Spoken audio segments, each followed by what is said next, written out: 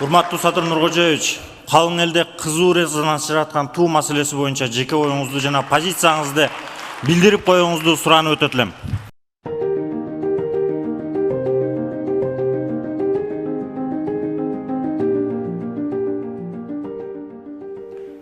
Şu желек кабыл алынганда мен ушу жаш бала элем, жаңы үйлөнгөн айылда болчумун. Анан кийин желек кабыл алынып калды. Биздин үйгө баягы коноктор келип калды, атамдын достору. Бардыгы тарыхчылар, санжырачылар көбү. Ушундай бир шерине жешчү эле дайыма. Анан кийин келип отуруп калдык. Анан эле желек кабыл алынып, сүйүнүп, баарыбызга ой желек кабыл алыныптыр, желек кабыл алыныптыр деп. Анан арасында санжырачы, тарыхчы кишилер бар. 1000 жылдык кыргыздын тарыхын демеле баягы куйма кулактын бири биздин жезделер болуп кетет эле. Ушу санжырачы көлдүктөр баары билет, Асангазы деген санжырачы болгон. Отуруп анан кийин айтты: "Атаңдын озурайын айы, желегибиз тиги күн карамага окшошуп калыптыр" деди. Ушуну оңдоп койсо болмок экен деди. Анан карап туруп эле: "Ой, туй атаң көрү" деди. "Ушул жерде бир кыргыз жокпу ушул немени билген" деди. "Түндүгүбүз да туура эмес болуп калыптыр" деди. Көрсө түндүк ал кишилердин айтымы. Мен ошондо билдим. Мен деле ага чейин көп маани берчү эмес элем бала кезде. Түндүк баягы 3-төн 6 чамгарак турат да баягы түндүктө, билесиңер да. Ошону айтты. Жалаң жамандыкка тигиле турган боз үйдүн түндүгүн коюп койбодубу деп. Жакшылыкка тигилген боз үйдүкү 5 болот, 6 болот, 8 болот. Баягы 6 канат, 4 канат, анан 12 канат деп коебуз го. Мына ошону айтты да. Кабатаң көр, эң болбогондо 4 кылып коюшпайт беле деди. Көрсө биз кыргыздар баягы жалаң жамандык болгондо баягы кичинекей боз үйдү апарып тиге коет экенбиз дагы эле, колдонот экенбиз. Бул миңдеген жылдардан бери келаткан экен, бүгүн дагы уланып келатат, туурабы? Макулсуңарбы ошого? Мына бүгүн да уланып келатат. Биз сөөктү сразу эле ошо кичинекей боз үйдү тиге коюп эле коебуз, жууйбуз, анан алып барып коюп келебиз. Ошол 3-төн 6 неме болот экен. Мына.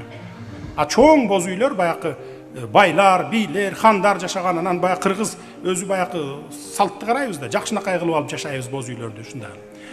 Ушинтип айтты эле да. Андан бери мына ушул жерде отурган ушу мен курактуу, менден жогоркулар барыңыздар эле билесиздер. Күн карамага окшошуп калды, кап деп келатабыз, а жаштар аны билбейт, буга көнүп алды деген деп ойлойм да мен.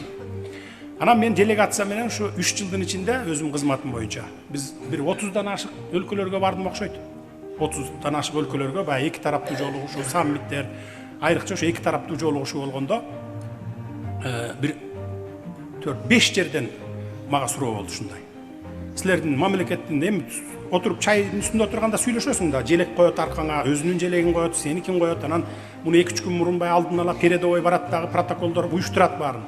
Анан ошол жерде талкуу болот. Анан менден сурап атпайбы, силер өлкөңөрдүн приоритети эмне? Айыл чарбасыбы, семичке өндүрүп май чыгарасыңарбы көбүнчө деп. А мен сразу эле түшүндүм, желек жөнүндө болот. Бул эми кичине катачылыгы менен кабыл алынып калган, эми муну оңдоп түзөп койсок болот деп эле айтам. Жок, биздики кен байлык, завод, фабрика, дыйканчылык менен деп анан кийин түшүндүрөм. Анан ошондон кийин анан келдим дагы Нурлан Шакиевке, спикерге. Мен айттым: "Нурлан, ушундай болуп атат. Эми желекти мындай оңдоп түзөтүү киргизүү менин компетенцияма кирбейт. Жогорку кеңештин компетенциясы. Авторлорун чакырып, көрүп, кеңешип, балким ушул күндүн нурун кичине түздөп, анан баягы боз үйдүн түндүгүн бир 4кө көбөйтүп койбойсуңарбы?" деп мен сурандым. Ошон үчүн Нурлан Шакиевди тепкилебегиле, мына мени тепкилегиле. Азыртадан баштап. Анан эми аягына чыгайын. Буну дагы мындай деп каршы чыгып атышат. Каршы чыккандын көбү буган расход кетет деп атат. Паспорттарды алмаштырабыз деп атат. Номерлерди, анан башка жана башка жок. Эчтеке алмашылбайт, расход кетпейт, бир тыйын расход кетпейт. Биз 30 жылдын ичинде 6 жолу паспорт алмаштырдык. 5-6 жолу. Эски паспорттун мөөнөт өткөнчө чейин иштейт. Жаңы берилген паспорттарга гана жаңы менен кете берет. Бул дүйнө жүзүндө 190 өлкөгө бизден электрондуу варианты жөнөтүлөт. Эски паспорт мөөнөт өткөнгө чейин жарактуу, а жаңы паспортубуз могу деп. Бүттү, эч кандай чет өлкөгө чыгасыңбы, мамлекеттин ичинде жүрөсүңбү, паспорт алмашылбайт. Кааласаң алмаштырасың, каалабасаң мөөнөт өткөнчө чейин кармап жүрө бересиң. Машинанын номерлери деле ошондой. Жаңы менен берилип аткандар жаңы кете берет, эскилер ма десең 15-20 жыл жүрө берген. Анан желектерди дагы массалык түрдө алмаштырыштын эч кандай кажети жок. Жаңы баягы чет өлкөдөгү гана өкүлчүлүктөрүбүзгө, анан область министрликтерге өзгөртүп койсок болот. Ага деле көп расход кетпейт. Мен баягы Нурланбек мырза айтып калбадыбы, спонсорлор бар, өзлөрү эле эметип койду. Аны мен айттым эле, май ошончолук эле бир 50-60 желекти мен эле зарплатаман деле алмаштырып берип коеюнчу депчи. Ошентип мен эле спонсорлук кылып берип коеюнчу, ошо мамлекеттин бир тыйынын кетирбей эле коелу деп. Анан эми сөзүмдүн акырында ушул жерден сурай турган нерсе, баягы кошуна өлкөнүн Казакстан президенти Назарбаев bir почти 30 жыл отурбадыбы башкарып. Анан бир Астана салынарды, Астанага көчүрөрдө, Алматыны, Борбор шаарын Астанага көчүрөрдө парламентине келип суранды. Албетте депутаттар деле каршы чыкты да. Ай, тетиги Акмолого көчүрүш деген эмне деген сөз. Ал жер кең дала болуп жатат, шаар сала албайсың, ал жерге суук деп.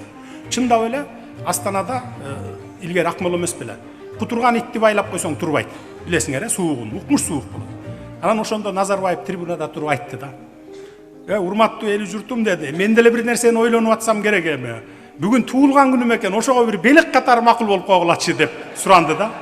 Казак парламенти ошондо макул болду бардыгы. 90-95% макул болуп колдоп берди. Азыр мына Астананы карагыла.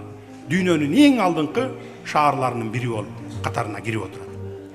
Эми мен Борборду көчүрөм, бир шаар салам башка жакка деп суранган жокмун. Эми ушу желекти оңдогонго мени бир колдоп берип эле койгулачы эми. Мен силердин суранычыңардын баарын колдоп атам. Суранбаган нерсеңерди колдоп берип атам. Эми мен бир суранычым ушу желекти оңдоп түздөө эле киргизип коелу. Оңдоп эч кандай өзгөрбөйт желек. Оңдотуу, түздөтүү гана кирилет да. Болду, желек ошол эле ойдон калат. Биз башка көк кылып аткан жокпуз, ак кылып аткан жокпуз. Боргону кичине оңдоо түзөө эле киргизип коёбуз. Колдойсуздарбы? Рахмат.